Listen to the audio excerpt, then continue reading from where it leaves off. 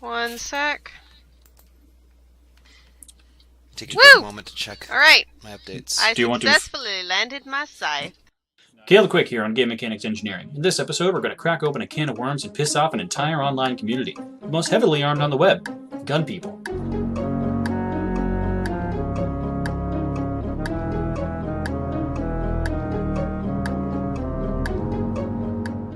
Yes, we're going to start delving into gun mechanics, starting with accuracy.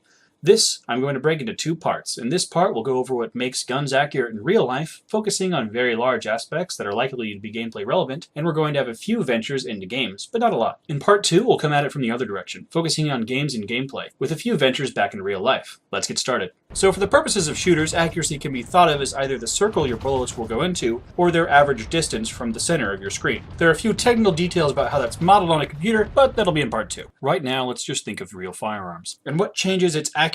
Consider this a crash course on firearms accuracy for game designers. So let's imagine some hyper-idealized accurate rifle, fit for any sniper. If we imagine a perfect line coming down from the barrel, all the bullets go in this direction, and all land within 1 minute of arc. What is a minute of arc, or MOA?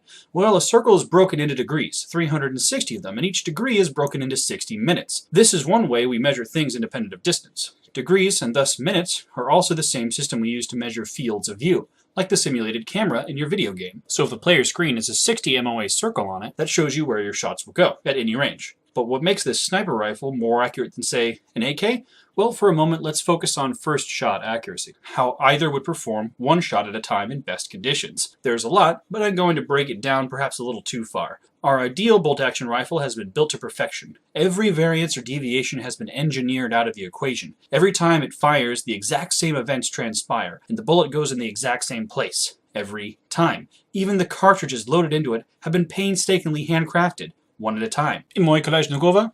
Niet. No real rifle is built to such exacting atomic tolerances. Every tiny little variable adds up. For a single shot, maybe the bullet was out of line a little, or too big, or too small. A few extra grains of powder, or powder that didn't burn. The trigger needed to be pulled too hard one time, and the shooter's hand shook the whole rifle. The parts could be loose and not in the same place every time the breech closes back together. Maybe a grain of sand is in there and tilts the parts off to the left a little. There are a bunch of variables, but those are for the longbeards in their quest for the perfect shot. For those who are actually following the math, a sniper's rifle would shoot anywhere from a half to 1 MOA, while my $400 AK can easily shoot about 4 MOA. In most games, that would be an imperceptible difference. In games, what we generally care about is fully automatic accuracy, rapid fire, so let's focus on that. There are a few key variables that would affect the accuracy of the gun itself. Steel flexes, and when the bullet fires, a lot of energy goes into that system, making things wobble back and forth. It's not a lot, but the whole gun would definitely flex. If it fires again before the flexing settles, the bullet will go into another location as the bent gun is pointing somewhere else. The main part that would flex would probably be the barrel. A lot of accurate, fully automatic guns have very thick and stiff barrels. And contrary to what some would think, a shorter and stiffer barrel can be more accurate than a longer, flexible one. In gameplay terms, this flexing would increase the cone of fire as you shoot more. While you could probably model it in a predictable manner, it should probably just be an increase to the random cone of fire. Every time a gun fires, the old casing needs to be removed and a new one put in. How this is done is the key difference in most firearm designs. This gives any automatic a bunch of moving parts. All the parts moving back and forth, if they are perfectly balanced, would cancel out, but again, nothing is engineered perfectly, especially mass-produced military weapons. Some of these parts can slam into the back of the gun and give more energy into the biggest source of inaccuracy, the wielder. So we all know guns kick back. They have recoil. A tiny thing went forward really fast, so a big thing gets to go backwards a little bit. But how this energy gets to the wielder affects a big thing in gameplay, the recoil pattern. There are a lot of ways to simulate a recoil pattern, and there's a great article on how PlanetSide 2 does it over at planethead.info. I'll put a link down below. As for real guns, the biggest things that affect the recoil pattern are how it's held. If you look at two of the most popular rifles, the M16 and the AK, you'll see a key difference.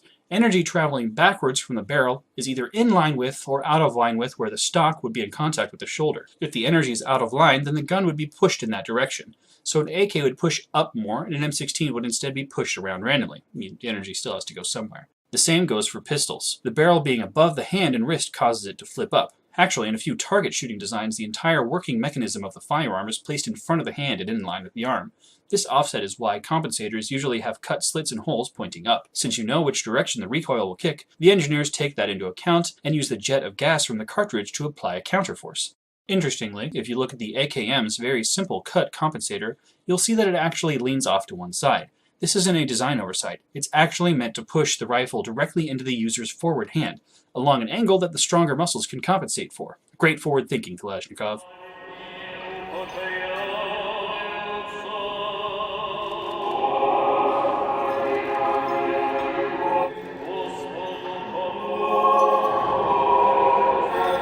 It's worth noting that if you're going for high accuracy, the recoil pattern would be different from the hip versus the shoulder or aiming down the sights. Depending on the design of the weapon, the stock or other accessories could also be used to stabilize while firing from the hip as well. Before we go, let's talk about accuracy while moving for a second.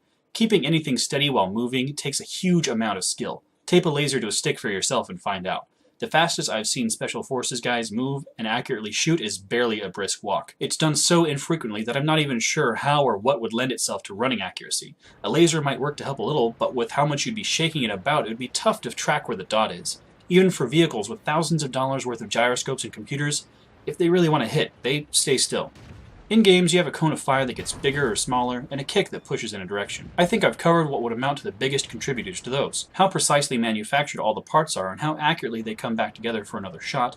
How much the whole weapon flexes and wobbles by itself as it keeps firing affects the cone of fire. And how the energy of the shot moves from the gun to the wielder, whether it be a person or a vehicle, creates a somewhat predictable recoil pattern. So if you have any thoughts or comments, maybe something you would like me to cover or think I forgot, leave them where I can find them. Rate this video so I can get some feedback. Thank you for watching. I'm Kale the Quick, and don't die. Until you see the next episode.